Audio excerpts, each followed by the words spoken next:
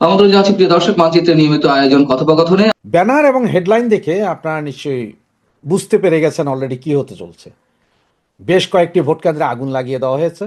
সহিংসতার আশঙ্কা, গোয়েন্দা তথ্য। সহিংসতার আশঙ্কাটা গোয়েন্দা তথ্য, সেটা আমার তথ্য নয়, আগুনের তথ্যটা আমার।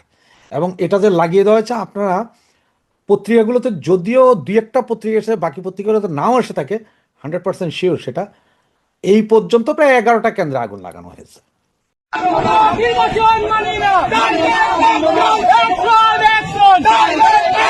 নির্বাচন মানি না, নির্বাচন মানি না, ডাইরেক্ট অ্যাকশন।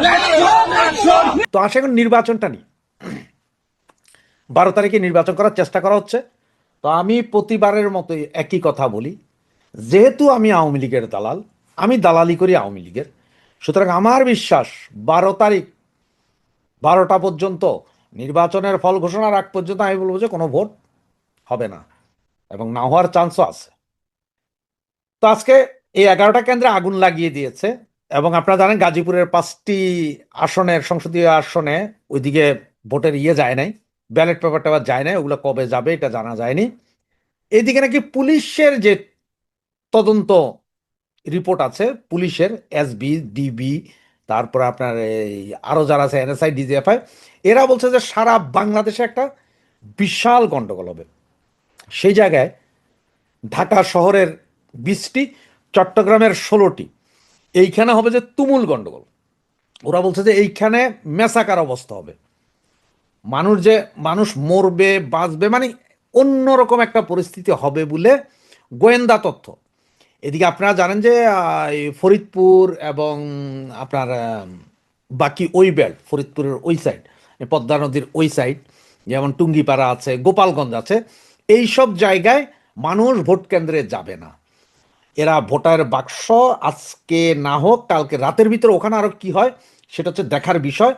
তবে আজকে থেকে দেখবেন যে অনেক ইউটিউবার যারা আছেন তারা ভোট নিয়ে কথা বলছেন না, সবাই সেফ সাইডে চলে যাবে। কিন্তু আমি আপনাদেরকে প্রতিনিয়ত আপনাদেরকে খবর দিতে থাকবো। আর যেহেতু কালকে রাতের 8টা থেকে আমাদের লাইভ চলবে, সুতরাং বিভিন্ন অঞ্চলের ছেলে পেলে যারা আছে, আমাদের ভাই বোন যারা আছে, তারা এসে তাদের অঞ্চলের কি পরিস্থিতি বলতে পারবে। তবে হ্যাঁ, এই ভোটটা বর্জন করতে হবে। আমি দেশবাসী এবং আমার ভাই বোন আপনাদেরকে অনুরোধ জানাবো যে এই ভোট কেন্দ্রে আপনারা যাবেন না। এবং যারা মনে করছেন যে বিএনপি এবং জামাতের সাথে মোটামুটি করে তো এলাকায় থাকছি, ভাই আপনার এলাকায় থাকেন, কোনো সমস্যা নাই। কিন্তু আপনারা যারা মনে করছেন যে না যাই আমরা ভোটটা দিয়ে আসবো আর কি, আচ্ছা ঠিক আছে যাবো, ওরা যেহেতু অনুরোধ করছে, যদিও আপনি মনে প্রাণে আওয়ামী লীগ করেন বা আওয়ামী লীগের সমর্থন করেন, তাদের উদ্দেশ্যে একটা কথাই বলি, ভোট কেন্দ্র পর্যন্ত যাবেন, কোনো সমস্যা হবে না। ভোটটা দিয়ে বাইরে হওয়ার পরে আপনার গিরাগাট্টা ভাঙবে আওয়ামী লীগ, এই জামাত বিএনপি, এইটা মনে রেখেন। সুতরাং আপনারা, অনুরোধ করব, ঘরে তালা মারেন, বাইর দিয়া তালা মারা ঘরের ভিতরে বসে থাকেন, ভোট কেন্দ্রে যাওয়ার দরকার নেই। কোনো ভোট কেন্দ্রে যাওয়ার দরকার, চুপচাপ বসে থাকেন, ভোট কেন্দ্রে যাওয়ার দরকার নেই। কারণ হচ্ছে যে এইটা কোনো ভোট হবে না, এবং কি পরিমাণ সন্ত্রাসী কর্মকাণ্ড আগামী 2 দিন চলবে জানেন, কেউ জানে না। 360 জন শার্প শুটার যারা 5ই আগস্টের পরে জেলখানা ভেঙে বেরিয়েছিল, একজনকেও ধরতে পারেনি। এখনো প্রায় 7.5 থেকে 8 হাজার অস্ত্র, যেগুলো পুলিশ থানা লুটের অস্ত্র, এগুলো উদ্ধার হয়নি। 2.5 লাখের উপর গুলি উদ্ধার হয়নি। সাউন্ড গ্রেনেড, হ্যান্ড গ্রেনেড উদ্ধার হয়নি। এসএসএফ এর যে অস্ত্র লুট হয়েছিল গণভবন থেকে, সেগুলো উদ্ধার হয়নি। এগুলো সব ব্যবহৃত হবে কালকে এবং পরশু, এই 2 দিন। সুতরাং কি চলে দেখতে থাকেন, মজা নিতে থাকেন, তবে ঘরে থেকে দেখেন, টিভির স্ক্রলে দেখেন। কারণ যে অবস্থানটা হবে সেটা আপনারা কেউ কল্পনাও করতে পারবেন না যে কি হয়। তো যেটাই বলছিলাম যে 11টা ভোট কেন্দ্র এখন পর্যন্ত আগুন লাগিয়ে দেওয়া হয়েছে। আজকে রাত এবং কালকে রাতের ভিতরে আরো কত হাজার আগুন লাগবে সেটা কেউ জানে না। তবে এটা আওয়ামী লীগ করছে না, সোজা বলে এটা আওয়ামী লীগ করছে, কারণ আমরা ভোট বর্জনে আছি না ভাই। আমরা তো ভোট কেন্দ্রে যাব না, ভোট কেন্দ্রে যাব না তো কেন্দ্র জ্বালানোর আমাদের কি কাম? এটা জ্বালাইতেছে কিন্তু জামাত আর বিএনপি, আমরা জ্বালাইনি, আমরা যাই না, আমাদের ছেলেরা যায় না। কিন্তু ওই বিএনপি আর জামাত বলতেছে আর কি যে আমরাই এগুলা জ্বালাচ্ছি। ওই যে যত দোষ সব অঞ্জু ঘোষ, কথায় আছে না একটা, আসসালামু আলাইকুম সেরকমই অবস্থা। রহমতুল্লাহি ওয়া বারাকাতুহু। সম্মানিত দর্শক, বাংলাদেশের 3টি গুরুত্বপূর্ণ ঘটনা নিয়ে আলোচনা করব। প্রথম ঘটনা হলো 21শে আগস্টের গ্রেনেড হামলা। রাজনীতিতে এর সাথে বড় ব্লান্ডার, এর সাথে বড় পাপাচার, এর সাথে বড় নির্মম এবং নিষ্ঠুর ঘটনা আর এই স্বাধীন বাংলাদেশে কখনো ঘটেনি। প্রকাশ্য রাজনীতি, প্রকাশ্য গণতন্ত্র, মানুষের অধিকার এবং বিরোধী দলের কথা বলার যে অধিকার, এটিকে স্তব্ধ করে দিয়ে পরিপূর্ণভাবে একটি ফ্যাসিবাদ প্রতিষ্ঠা করা, পরিপূর্ণভাবে একটি নাৎসিবাদ প্রতিষ্ঠিত করা, গণতন্ত্রের টুটি চেপে ধরে একটি একনায়কতন্ত্র প্রতিষ্ঠা করার জন্য মানুষ এই পৃথিবীতে যত নির্মম ঘটনা ঘটিয়েছে, এই নির্মম ঘটনাগুলোর মধ্যে প্রধানতম মানে গ্লোবাল পার্সপেক্টিভে সারা দুনিয়ার বিচারে সবচেয়ে নির্মম ঘটনাগুলোর মধ্যে অন্যতম ঘটনা হলো 21শে আগস্টের এই গ্রেনেড হামলা। আমরা জেনারেল ডায়ার অথবা মেজর ডায়ার জালিয়ান ওয়ালাবাগে যে হত্যাকাণ্ড চালিয়েছিল, সেই হত্যাকাণ্ডটাও এই 21শে আগস্টের গ্রেনেড হামলার সঙ্গে তুলনীয় নয়। আপনারা যারা জালিয়ান ওয়ালাবাগের সেই হত্যাকাণ্ড সম্পর্কে জানেন এবং সেই হত্যাকাণ্ডে সারা পৃথিবী যেহেতু ওটার সঙ্গে রবীন্দ্রনাথ জড়িত হয়ে পড়েছিলেন, ওটার সঙ্গে ভারতবর্ষের কংগ্রেস জড়িত হয়ে পড়েছিল, ভারতে তখন উত্তাল ব্রিটিশ বিরোধী আন্দোলন, এর কারণে সেই জালিয়ান ওয়ালাবাগের যে হত্যাকাণ্ড, সেই হত্যাকাণ্ড নিয়ে সারা পৃথিবীতে তোলপাড় হয়েছিল এবং ইতিহাসে এটি স্থান করে আছে। কিন্তু জালিয়ান ওয়ালাবাগের সেই হত্যাকাণ্ডে আপনি ভিলেন খুঁজে পেয়েছিলেন যে এটি একটি সংগঠিত বাহিনীর কমান্ডে সেটা হয়েছে। কিন্তু 21শে আগস্টের গ্রেনেড হামলার যে আততায়ী, সেই আততায়ীকে আমরা খুঁজে পাইনি। জেনারেল ডায়ারকে আমরা যেভাবে চিহ্নিত করে শাস্তি দিতে পেরেছিলাম, 21শে আগস্টের গ্রেনেড হামলার অভিযুক্তদেরকে আমরা শাস্তি দিতে পারিনি এবং আমরা অভিযোগ গঠন করতে পারিনি। ফলে এটি অভিশাপ রূপে আমাদের মাথার উপরে ঘুরছে। এটি কি প্রতিক্রিয়া তৈরি করবে আগামীতে, সেই বিষয় নিয়েগুলো আলোচনা করব। এরপর আমরা দ্বিতীয় ঘটনায় যাই। দ্বিতীয় ঘটনা হলো 32 নম্বর বঙ্গবন্ধুর যে ভবন, 32 নম্বরের যে ভবন ভাঙচুর করা এবং এটিকে অস্তিত্বহীন করে দেওয়া। এটির সঙ্গে যদি আমরা মনে করি যে কেবলই মাত্র বঙ্গবন্ধু শেখ মুজিবুর রহমানকে যারা অপছন্দ করেন তাদের ক্রোধ ওখানে পড়েছে, অথবা শেখ হাসিনার বঙ্গবন্ধুর প্রতি যতটা ক্রোধ ছিল, ক্ষোভ ছিল, তার চেয়ে বেশি ক্রোধ ছিল শেখ হাসিনার প্রতি। তো শেখ হাসিনার প্রতি সেই ক্রোধকে প্রশমিত করার জন্য বা সেই ক্রোধকে দেখানোর জন্য বিক্ষুব্ধ জনতা সেখানে গিয়ে 32 নম্বর ভেঙেছে। ভুল। 32 নম্বরের যে ইতিহাস, এটি বঙ্গবন্ধু শেখ মুজিবের সঙ্গে যতটা না জড়িত, তার চেয়ে স্বাধীনতার সাথে জড়িত, তার চেয়ে মানচিত্রের সাথে জড়িত, তার চেয়ে জাতীয় সঙ্গীতের সাথে জড়িত, তার চেয়ে সংবিধানের চেয়ে জড়িত, তার চাইতে মুক্তিযুদ্ধের সঙ্গে বেশি জড়িত। এবং আমাদের অন্য যে সকল মুক্তিযুদ্ধ কেন্দ্রিক মনুমেন্ট রয়েছে, এই মনুমেন্টগুলো মুক্তিযুদ্ধের পরে তৈরি করা হয়েছে। সেটা আপনি জাতীয় স্মৃতিসৌধ ধরেন, কিংবা অন্য যে কোনো মনুমেন্ট ধরেন, কিংবা ধরেন একটা পতাকা, তো বা জাতীয় সঙ্গীত ধরেন, কিংবা সংবিধান ধরেন। তো এই সকল বস্তু, বিশ্বাস মুক্তিযুদ্ধ কেন্দ্রিক, যেটা দেশের অস্তিত্বের সঙ্গে জড়িত, তার মধ্যে সবচাইতে গুরুত্বপূর্ণ যেটি রয়েছে সেটি হলো এই 32 নম্বর।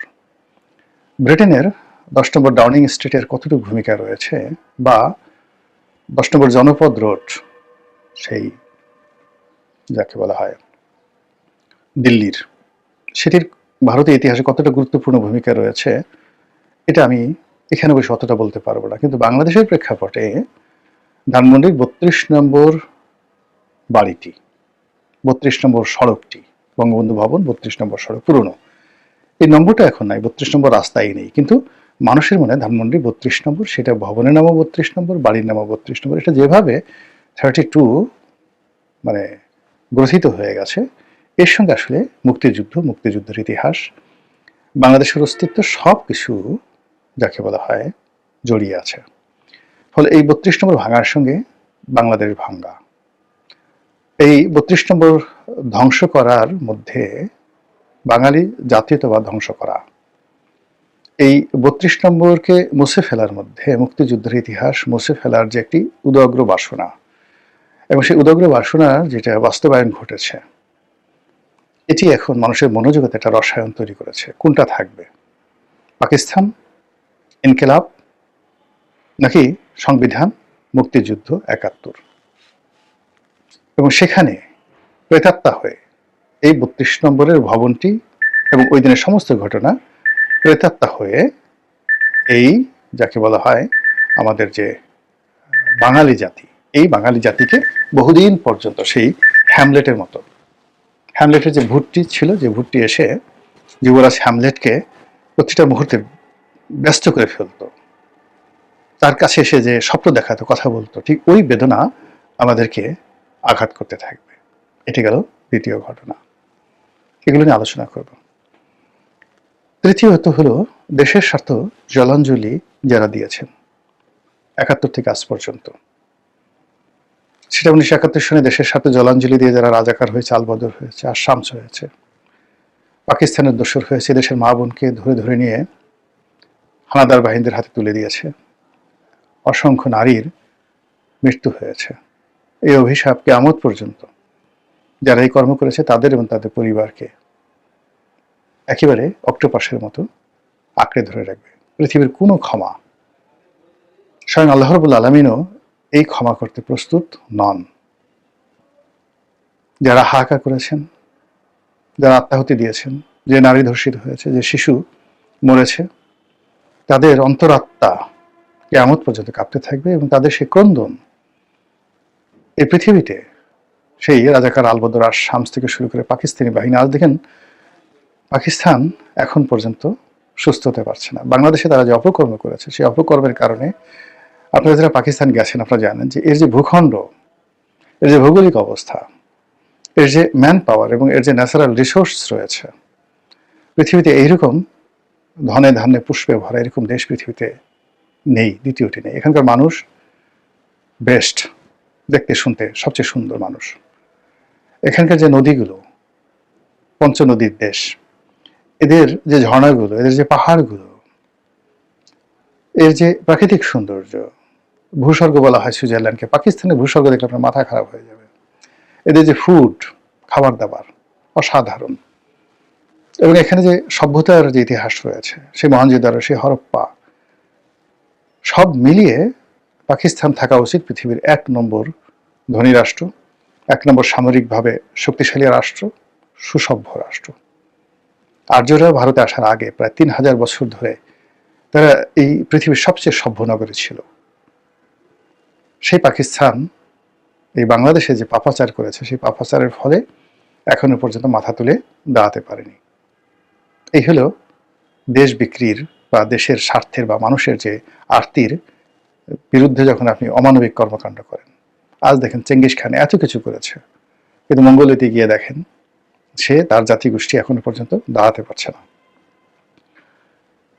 এরপর যে 71 সনে সেই গ্রুপ গেল, এরপরে আওয়ামী লীগ জমানাতে আওয়ামী লীগের যে সমস্ত লোক দেশের বিরুদ্ধে কাজ করেছে, খন্দকার মোশতাক বলেন, যারা পাকিস্তানের দোসর হওয়ার চেষ্টা করেছে, যারা ভারতের দোসর হওয়ার চেষ্টা করেছে, নির্বংশ হয়ে গেছে। দেশের স্বার্থে জলাঞ্জলি দেওয়ার যারাই চেষ্টা করেছে পরিপূর্ণভাবে নির্বংশ হয়ে গেছে। এবং তাদের মধ্যে যারা 2-4 জন বেঁচে আছেন, কেউ বা ভারতের দালাল, কেউ বা পাকিস্তানের দালাল, অর্ধ উন্মাদ হয়ে আছেন। ব্যবসা গেছে, টাকা গেছে, পয়সা গেছে। এরপরে যারা মার্কিন দালাল হওয়ার চেষ্টা করেছেন, আমেরিকার দালাল, যারা চীনের দালাল হওয়ার চেষ্টা করেছেন, দেশের স্বার্থে জলাঞ্জলি দিয়ে চীন এবং রাশিয়ার দালাল হয়ে এই বাংলাদেশে ঘোরাফেরা করার চেষ্টা করেছেন, যারা আমেরিকার দালাল হওয়ার চেষ্টা করেছেন, সবগুলো ঘর গেছে, পরিবার গেছে, সংসার গেছে, ব্যবসা গেছে, বাণিজ্য গেছে, সকল নিয়ামত আল্লাহ তাদেরকে দিয়েছিল, সব তছনছ হয়ে গেছে। খুঁজে খুঁজে প্রত্যেকটা বাসায় গিয়ে দেখেন যে রুশ ভারতের দালালেরা কেমন আছেন, চীনের দালালেরা কেমন আছে, আমেরিকার দালালেরা কেমন আছে, এমনকি সৌদি আরবের যারা দালাল বাংলাদেশের স্বার্থ বিকিয়ে দিয়ে সৌদি আরবের একটা উমরা হাজ করার পুরস্কার নেওয়ার জন্য, রাজপরিবারের একটা সংবর্ধনার জন্য, সামান্য কিছু টাকার জন্য যারা ধর্ম, কর্ম, ন্যায়, নীতি সব জলাঞ্জলি দিয়ে এই বাংলাদেশে সৌদি সরকারের এজেন্ট হিসেবে থেকেছেন, গিয়ে দেখেন একজনও ভালো নেই। শরীর গেছে, স্বাস্থ্য গেছে, বেইজ্জতি হয়েছে, মামলা মোকদ্দমা সবকিছু, আমি নাম বললাম না। এই যে তথাকথিত হুজুর, যে দেখেন বিদেশি দালাল হুজুর যারা আছে, দেশের স্বার্থের বাইরে কাজ করলেই আল্লাহর গজব নাজিল হবে, আল্লাহর গজব নাজিল হবে। তো কাজেই আপনি বন্দর দিয়ে দিবেন, করিডোর দিয়ে দিবেন, আপনি খুব ভালোভাবে সম্মানজনকভাবে থাকবেন, এটা ইতিহাস বলে না। এই পুরো বিষয়গুলো নিয়ে সংক্ষেপে আলোচনা করবো। 3টে বিষয় আশা করি আপনারা বুঝতে পেরেছেন কেন এই জিনিসগুলো হয়। অর্থাৎ এই যে রাজনীতির ময়দানের যে ফ্লো, গণতন্ত্র, এটাকে ধ্বংস করলে মানুষ কেন টিকতে পারে না? হিটলার, মুসলিনি কেন টিকতে পারেনি? কেন এই ক্লাইভ তাকে আত্মহত্যা করতে হয়েছিল? কেন সেই মোহাম্মদ বিন তুগলক পাগল হয়ে গিয়েছিল? মানুষের কণ্ঠ যারা রোধ করতে চায়, কণ্ঠ বলা হয় আল্লাহর দেয়া নিয়ামত, কালাম। এই যে আমরা যে কথা বলি, এটাকে বলা হয় কালাম। দেখুন, আমি কথা বলছি, আমার ভিতর থেকে প্রতি সেকেন্ড, ন্যানো সেকেন্ডের কম সময়ের মধ্যে এক একটা শব্দ, স্বর, তাল, লয় এতটা বুদ্ধিদীপ্ত ভাবে, এতটা বেকুবের মতো বা এতটা অপাঙ্ক্তি ভাবে এটা বের হয়ে আসছে যে যার উপর আমার কোনো নিয়ন্ত্রণ নেই। এর সঙ্গে কার নিয়ন্ত্রণ? আমার আত্মার সঙ্গে কার নিয়ন্ত্রণ? আমাকে যে বানিয়েছে, আমার আত্মার সঙ্গে আমার এই যে কথা বলার যে ক্ষমতার সঙ্গে কার শক্তি জড়িত? স্বয়ং আল্লাহর শক্তি জড়িত। আল্লাহ আমাকে জবান দিয়েছেন, আর রহমান, আল্লামাল কোরআন, খলাকাল ইনসান, আল্লাহ মাহুল বায়ান। এই যে আল্লাহ মাহুল বায়ান, আল্লাহ মানুষকে বয়ান দিয়েছেন, এটা আল্লাহর একটা সবচেয়ে বড় রহমত, বরকত। তো মানুষের উপরে যে আল্লাহ এহসান করেছেন, সেটা হলো মানুষকে জবান দিয়েছেন। মানুষকে কথা বলার সুযোগ দিতে হবে। আপনি কারো জবান বন্ধ করতে পারেন না। যখন আপনি কারো জবান বন্ধ করবেন, এটা আপনার প্রথম গুনাহ। যখন জবান বন্ধ করার জন্য আপনার শক্তি প্রয়োগ করবেন, দ্বিতীয় গুনাহ। আর জবান বন্ধ করার জন্য আপনি আপনার রাষ্ট্র ক্ষমতা আপনি প্রয়োগ করবেন, তখন সরাসরি আপনি আল্লাহকে চ্যালেঞ্জ করে বসলেন। এটা কি শিখ না এটা কি? এটা একমাত্র আল্লাহ জানেন। ফলে এই যে গণতন্ত্র হরণ করার জন্য যারা বিভিন্ন সময় চেষ্টা করেছে, তাদেরকে এমন পাপে ধরেছে, নির্বংশ বলে ভুল হবে। তাদের প্রতিটি অঙ্গ প্রত্যঙ্গ এই পৃথিবীর বাতাসে শাস্তিপ্রাপ্ত না হয় এবং দৃষ্টান্তমূলক শাস্তিপ্রাপ্ত না হয়ে তারা এই পৃথিবী ছেড়ে যেতে পারেনি। অনেকে বহুদূর পালিয়ে গেছে, অ্যামাজনের জঙ্গলে গেছে। আল্লাহ তাদেরকে ঘুরিয়ে এনে আবার সেই যে জনপদে তারা অপকর্ম করেছিল, সেই জনপদে ফিরিয়ে এনেছে। এর কারণ হলো, যদি আল্লাহ এই শাস্তিগুলো না দেন, তবে প্রকৃতির আইন থাকে না। লোকজন বলবে, আরে ও তো চুরি করে ঠিকই দিব্যি আরামে মরে গেল, আল্লাহ তো তাকে কোনো শাস্তি দিল না। ও তো ডাকাতি করে মরে গেল, আল্লাহ কোনো শাস্তি দিলেন না। তাহলে আল্লাহ কি সে ন্যায় বিচারক হলেন? কাজেই বড় শাস্তি কিয়ামতের দিন হয়, কিন্তু দুনিয়াতে শাস্তি ভোগ না করে কেউ যেতে পারে না। কাজেই আপনি সেই কালামের উপর হাত দিবেন, সেই হাত আপনার থাকবে না। তো সেই ক্ষেত্রে 21 আগস্টের গ্রেনেড হামলা আমাদের গণতন্ত্রের উপরে একটি সবচেয়ে বড় আঘাত। এই আঘাত যারা দিয়েছে তাদের বিচার করা প্রকৃতির জন্য ফরজে আইন, এবং এই বিচার যতদিন পর্যন্ত আমরা করতে না পারবো, এ দায় আমাদের সবাইকে তাড়া করবে। আর আমরা যদি ব্যর্থ হই, প্রকৃতি নিজ হাতে এই দায় নিয়ে নেবে। ফলে এই 21 আগস্টের গ্রেনেড হামলার জন্য আমরা সবাই, এই ঘটনার সাথে আর কত মানুষ যে জড়িয়ে গেছি, ইতিমধ্যে আমরা জড়িয়ে গেছি। আমরা যারা নাটক করেছি, আমরা যারা সিনেমা বানিয়েছি, আমরা যারা এটি নিয়ে ঠাট্টা করেছি, মস্কারা করেছি, সবার উপর বা সবার চারিদিকে এই প্রকৃতির অভিশাপ ভো ভো ভো ভো করে ঘুরছে, ড্রোনের মতো করে। আর সেই প্রকৃতির যে অভিশাপ কখন যে আমাদেরকে আঘাত করে, জাস্ট অপেক্ষা করেন। এ গেল 21 আগস্ট নিয়ে।